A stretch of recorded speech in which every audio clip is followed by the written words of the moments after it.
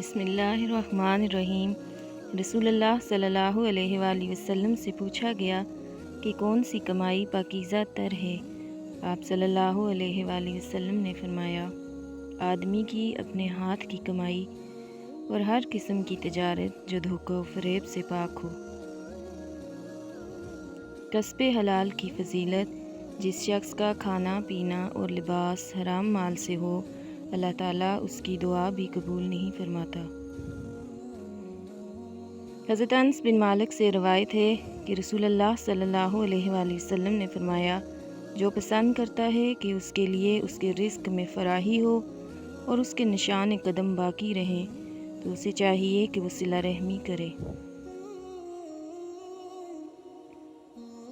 نبی کریم صلی اللہ علیہ وآلہ وسلم کا فرمان ہے، بلا شبہ انسان کا رزق اس کو موت سے بھی زیادہ شدت سے تلاش کرتا ہے۔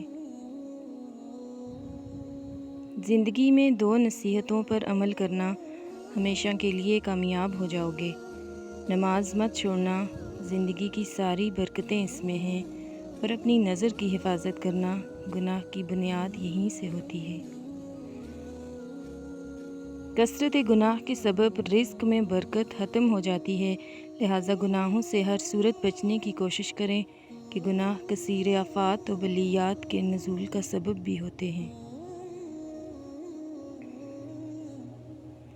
حضرت علی رضی اللہ تعالیٰ عنہ فرماتے ہیں، گناہوں کی نحوست سے عبادت میں سستی اور رزق میں تنگی آتی ہے۔